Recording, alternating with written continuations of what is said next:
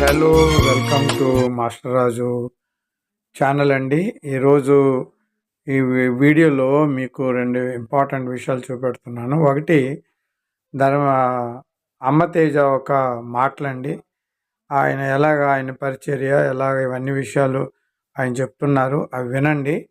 అలాగే విజయప్రసాద్ రెడ్డి ఎలా విమర్శిస్తున్నారు, ఆయన్ని దొంగ అని పిలుస్తున్నారు, మోసగాడు అని పిలుస్తున్నారు, అది కూడా వినండి.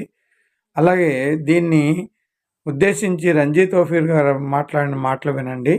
రంజిత్ ఓఫీర్ గారు చాలా కరెక్ట్గా చెప్పారండి. పరిచర్య నానా విధములుగా ఉంటాయి, కృపావరంలో అనేకంగా ఉంటాయి. మనిషికో రకమైన పరిచర్య దేవుడు ఇచ్చాడు కాబట్టి మనము ఒకరు విమర్శించకూడదు అని ఆయన చెప్పారు. పైగా విమర్శించే వారందరూ ఎగో ఫీలింగ్ ఉన్నవారే అట్లా చేస్తారని చెప్పారు. థ్యాంక్ యూ రంజిత్ ఓఫీర్ గారు, మీరు చక్కనైన సమాధానం చెప్పినందుకు. ఈ వీడియో చివరి వరకు మీరు చూడండి, చూసి మీరు కమెంట్ పెట్టండి. అమ్మ తేజ కరెక్టా లేకపోతే విజయప్రసాద్ రెడ్డి కరెక్టా? ఈరోజు క్రైస్తవంలో చాలా హంగామా జరుగుతుంది. ఎవరు కరెక్టు మీరే కమెంట్ పెట్టి తెలియపరచండి. Thank you very much. Holy Spirit of God, భయంకరమైనటువంటి బాధతో వచ్చావు. కూతురు విషయంలో ఏడుస్తున్నావు. నీ కూతురు నిన్ను వదిలిపెట్టి వెళ్ళిపోయింది. ఏడుస్తూనే ఉన్నావు. నా బిడ్డ నాకు అవపడతలేదు, వెళ్ళిపోయింది ఎక్కడో. నీ పేరు మల్లయ్య.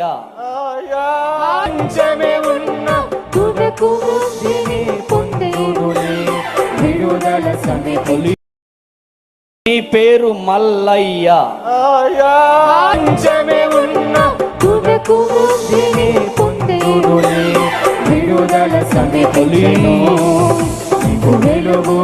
లక్ష్మి. హల్లెలూయా.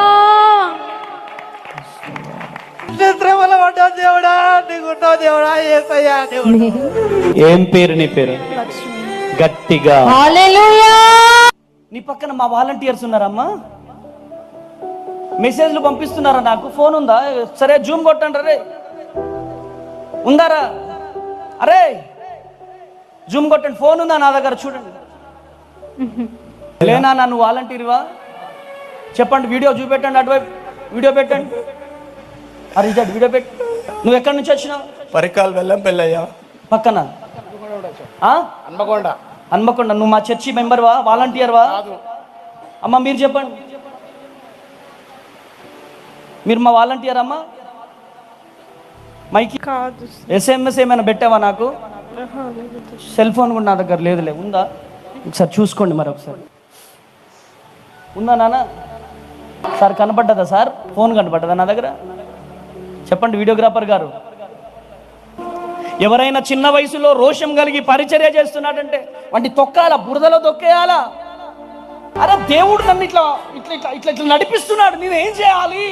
వాళ్ళు ఏమంటున్నారంటే నువ్వు పేర్లు పెట్టి పిలవడం ఆపు అంటున్నారు. ఆపేయాలా? అరే దేవుడు ఇలా ప్రజెన్స్ నాకు చెప్పు అంటున్నాడు యేసయ్య. ఇప్పుడు అమ్మాయి నడుచుకుంటూ వస్తుంటే చెప్పు అంటున్నాడు. నేనేం చేయాలి? దేవుడిచ్చి అభిషేకాన్ని ఆపుకోవాలా? వద్దు యేసయ్య అని చెప్పేయాలా? చెప్పండి ప్రజలారా, చెప్పండి. మీరు చెప్పాలి. నెగిటివ్ గా కామెంట్ చేస్తున్న వాళ్ళు.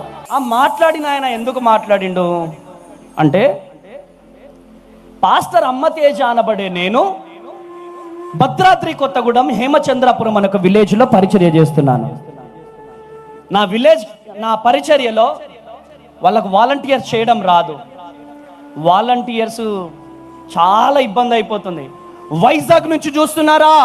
వైజాగ్ ప్రజలారా, అక్కడ వాలంటీర్ చేసింది వైజాగ్ ప్రజలు కాదా? హైదరాబాద్, సికింద్రాబాద్, ట్విన్ సిటీస్ ప్రజలారా, మీరు కళ్ళారా చూశారు. వాలంటీర్స్ చేసింది హైదరాబాద్ ప్రజలు కాదా? వరంగల్ ప్రజలారా, వాలంటీర్స్ చేసేది ఎవరు? వరంగల్ ప్రజలు కాదా? అసలు ఏం జరిగిందంటే మీ అందరికి చెప్తా, వినండి. లైవ్ లో ఉన్న వాళ్ళు కూడా వినండి. ప్రతి 2వ శనివారం హరిహర కళాభవన్లో మీటింగ్ పెడుతున్నా నేను. ఉదయం 9 గంటల నుంచి సాయంత్రం 5 గంటల వరకు నా సెక్షన్ ఉంటుంది. నా సెక్షన్కి వేల మంది ప్రజలు వచ్చారు. కూర్చోడానికి హరిహర కళాభవన్లో ప్లేస్ సరిపోలే. అయితే నా మీటింగ్ అయిపోయింది, జనాలందరూ ఎటోలు అటు వెళ్ళిపోయారు. ఇక నా గురించి మాట్లాడిన ఆయన వచ్చి ఆ ఫంక్షన్ హాల్ ఖర్చు దండగా, అసలు మొత్తం నా గురించే మాట్లాడతాడు. ఎందుకంటే అక్కడ 40 మంది లేరు. అర్థం చేసుకోండి, క్రైస్తవ ప్రపంచానికి అర్థం కావాలి. ఆ అన్న మీద నాకేం ద్వేషం లేదండి. ఆ అన్న చేసేది పరిచర్యనే. ఆ అన్న గురించి నాకు ఎక్కడ బాధ అనిపించిందంటే, ఆ అన్న ఆయన చర్చిలో ఉండి మాట్లాడితే అది వేరు, ఆ అన్న ఇంకా వేరే మీటింగ్లో ఉండి మాట్లాడితే అది వేరు.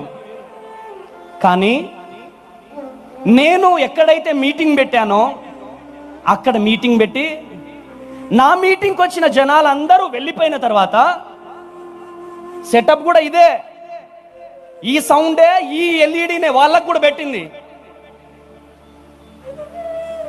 40 మంది కూడా లేరు. ఏం నానా, అవునా కదా?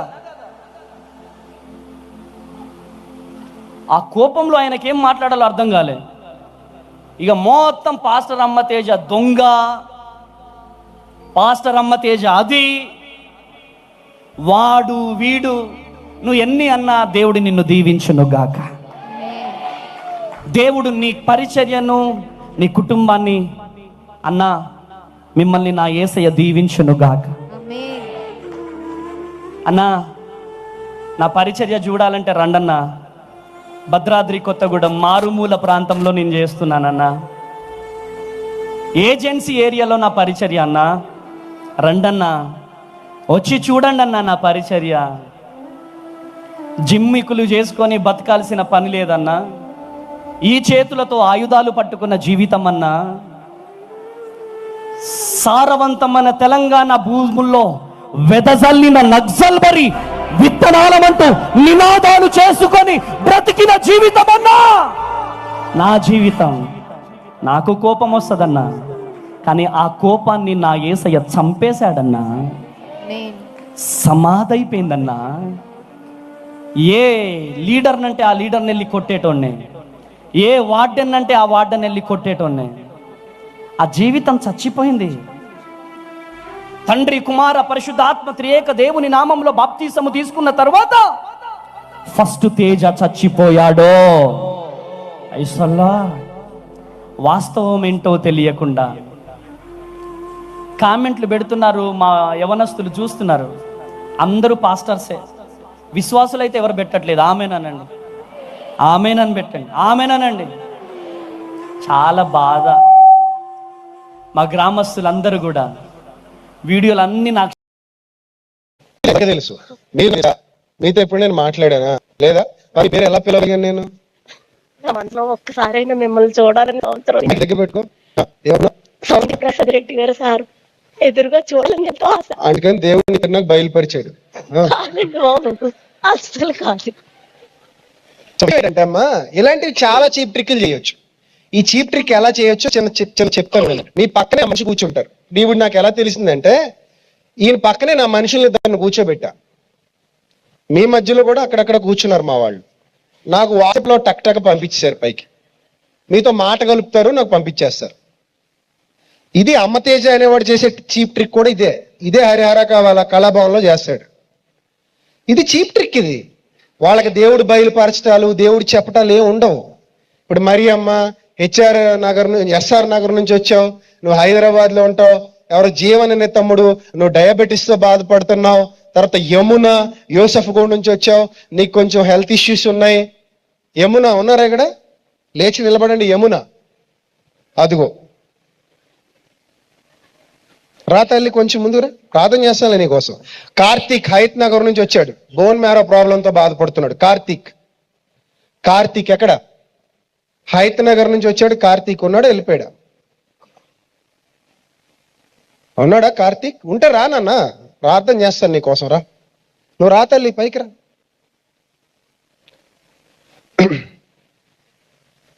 సో ఇలా ఎంతమందినైనా పిలవచ్చు నేను, అవునా?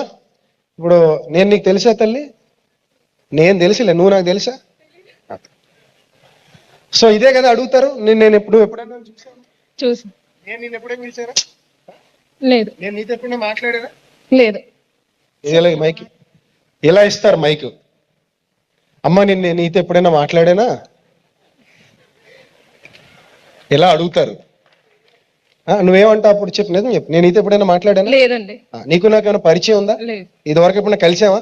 మరి నీ పేరు నాకు ఎలా తెలిసింది? వాట్సాప్ లో వచ్చింది. ఈ మాత్రం తెంగర పనికి అమ్మతేజ అనేవాడు పెద్ద హీరో? దొంగ. విజయప్రసాద్ రెడ్డి అనేవాడు అమ్మతేజ అనే వ్యక్తి గురించి ఇలా పబ్లిక్ లో మాట్లాడని అమ్మతేజకి చెప్పండి.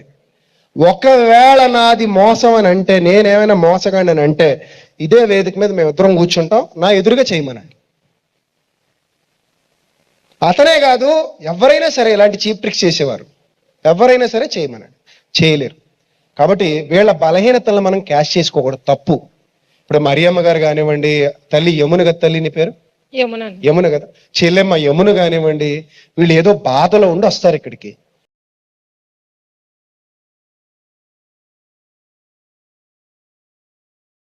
సోషల్ మీడియాలో అమ్మ తేజ అనబడినటువంటి ఒక దైవజనుడు మరి పేర్లు పెట్టి పిలుస్తూ కొన్ని అద్భుత కార్యాలు చేస్తూ ఉన్నాడు యేసు నామంలో.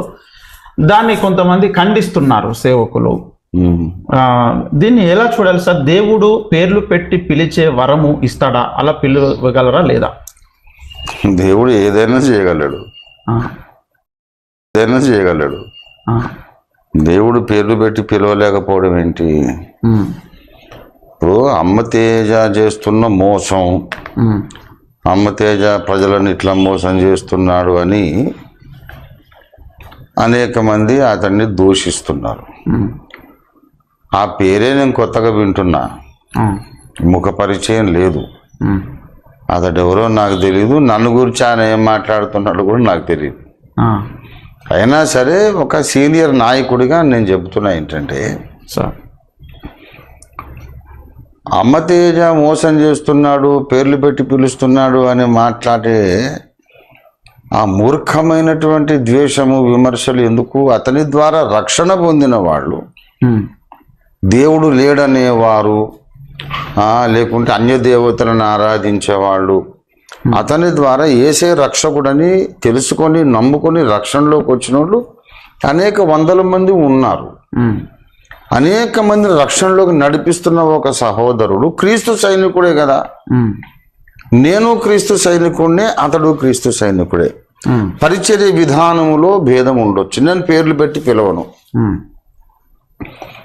ఆ కాన్సెప్టే లేదు నాకు. నాకు తెలిసిన సువార్త చెబుతాను, వాళ్ళు కన్విన్స్ అవుతారు, నమ్ముకుంటారు, లేకుంటే పోతారు, వాళ్ళ ఇష్టం.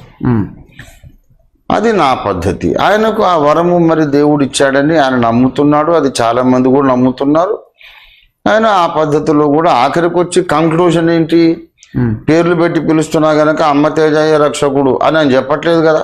చెప్పట్లేదు, యేసే రక్షకుడు అని చెప్తాను. యేసే రక్షకుడు అని అమ్మతేజ చెప్పినప్పుడు, యేసే రక్షకుడు అని నేను కూడా చెప్పినప్పుడు, కంక్లూజన్ ఇద్దరిది ఒకటే అయినప్పుడు నేను ఆయన ఎందుకు విమర్శించాలా? ఇది మూర్ఖత్వం. ఇది ఇప్పుడు మనకు లేని కృపావరం ఒకడికి ఉండొచ్చు, వీళ్ళు ఎందుకు విమర్శిస్తారంటే ఈగో ప్రాబ్లం.